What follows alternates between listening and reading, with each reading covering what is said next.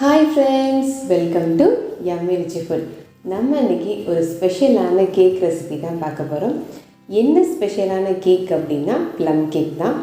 யூஸ்வலாக பேக்கரியில் மைதா மாவுலாம் யூஸ் பண்ணி தான் ப்ளம் கேக் பண்ணுவாங்க. நம்ம இப்போ வீட்டில் பண்ணுறனால குட்டீஸ்லாம் சாப்பிடுவாங்க. ஸோ கோதுமை மாவு வச்சு நம்ம இன்றைக்கி இந்த ப்ளம் கேக் பண்ண போகிறோம். அதோட ரொம்ப வீட்டில் இருக்க திங்ஸை வச்சு தான் நாங்கள் இன்றைக்கி கேக் பண்ண போகிறோம்.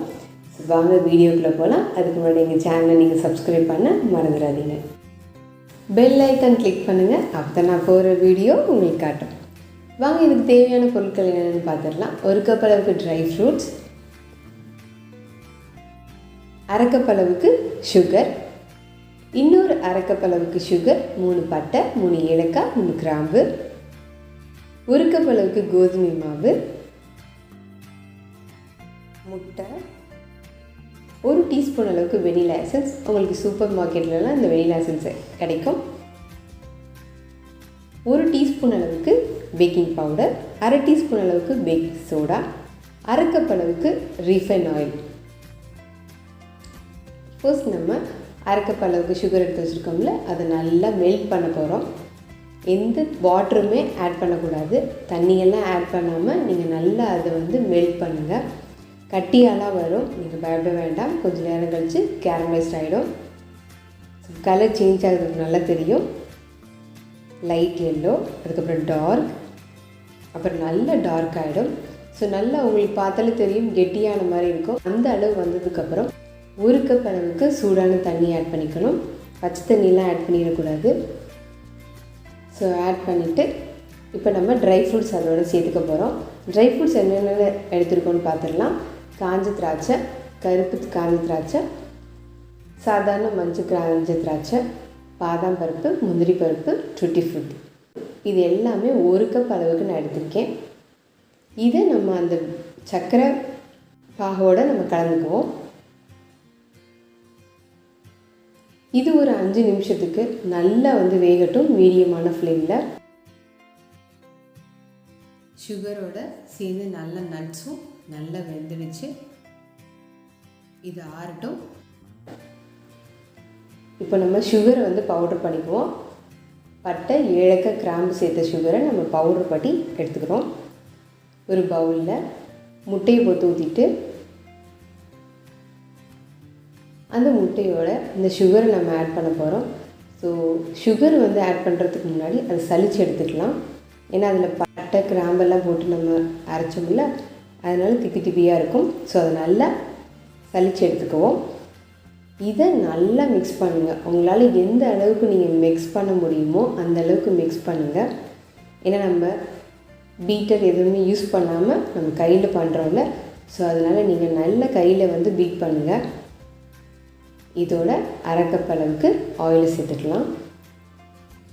திருப்பி ஒரு ஸ்ட்ரெயினரை வச்சுட்டு கோதுமை மாவு, 1 டீஸ்பூன் அளவுக்கு பேக்கிங் பவுடர், அரை டீஸ்பூன் அளவுக்கு பேக்கிங் சோடா, இது எல்லாத்தையும் போட்டு சலிச்சுக்குவோம்.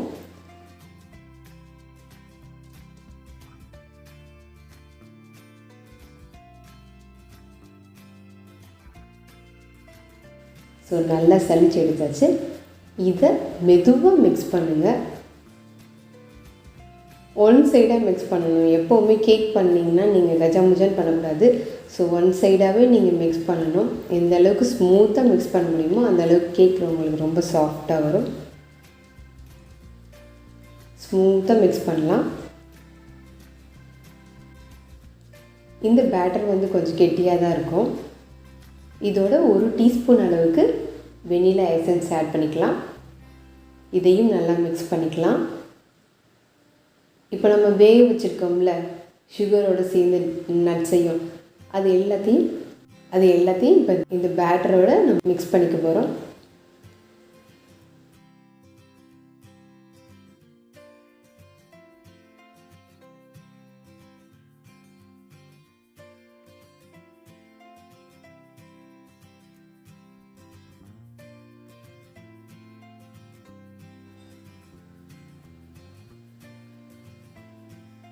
நல்லா மிக்ஸ் பண்ணியாச்சு. நம்ம எந்த பேனில் ஊற்ற போகிறோமோ அந்த பேனை ரெடி பண்ணிக்கலாம். ஆயில் அடியில் ஸ்ப்ரெட் பண்ணி விட்டு என்கிட்ட பட்டர் ஷீட் இருக்குது. ஸோ நான் பட்டர் ஷீட் யூஸ் பண்ணுறேன்.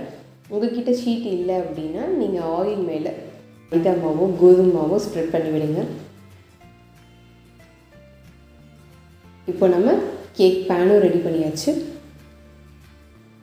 நெக்ஸ்ட்டு வந்துட்டு எந்த கடாயில் நம்ம பண்ண போகிறோமோ அதை ரெடி பண்ணிக்கலாம். நான் இன்றைக்கி குக்கரில் தான் பண்ண போகிறேன். ஸோ குக்கரை முதல்ல ப்ரீஹீட் பண்ணணும். அதுக்காக அடியில் உப்பு போட்டுட்டு அது மேலே ஒரு ஸ்டாண்ட் போட்டு நம்ம குக்கரை இப்போ மூடி வைக்க போகிறோம் 10 நிமிஷத்துக்கு மீடியமான ஃப்ளேமில்.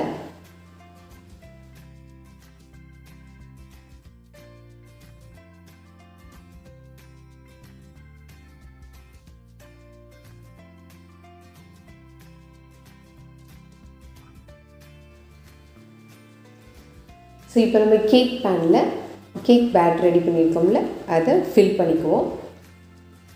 ஸோ இப்போ நல்லா ஃபில் பண்ணியாச்சு. இப்படி நல்லா டேப் பண்ணி விடுங்க, அப்போ தான் உங்களுக்கு எந்த பபிள்ஸும் இருக்காது. ஸோ இது மேலே நான் கொஞ்சம் கார்னிஷ்காக நான் கொஞ்சம் நட்ஸ் ஆட் பண்ண போகிறேன். Nuts duty ஃப்ரூட்டியும். ஸோ எல்லாத்தையும் பண்ணியாச்சு.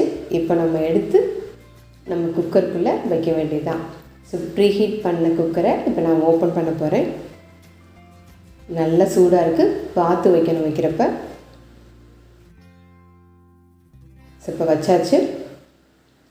இது ஒரு 45லேருந்து 50 நிமிஷம் வரைக்கும் ரொம்ப லோ ஃப்ளேமில் நீங்கள் மூடி வைக்கணும். இதில் நான் விசில்லாம் போட்டிருக்கேன்.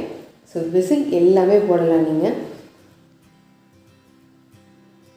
ரொம்ப லோ ஃப்ளேமில் நீங்கள் 45லேருந்து 50 நிமிஷம் வரைக்கும் வைங்க. கண்டிப்பாக வெந்துடும். ஸோ இப்போ நமக்கு கேக் ரெடி ஆகிடுச்சு. இதை வந்து நீங்கள் டூத்பிக் இருந்தாலும் நீங்கள் குத்தி பார்க்கலாம். டூத்பிக் இல்லையா, வீட்டில் இந்த மாதிரி வடை மாதிரி கம்பி எடுத்து உள்ளே விட்டு பார்த்திங்கன்னா கண்டிப்பாக ஒட்டாமல் வரும். ஸோ எனக்கு ஒட்டாமல் வந்திருக்கு. இப்போ நமக்கு கேக் ரெடி ஆகிடுச்சு. இதை நம்ம ட்ரான்ஸ்ஃபர் பண்ணிக்குவோம். இப்போ நமக்கு ரொம்ப யம்மியான ப்ளம் கேக் ரெடி ஆகிடுச்சு.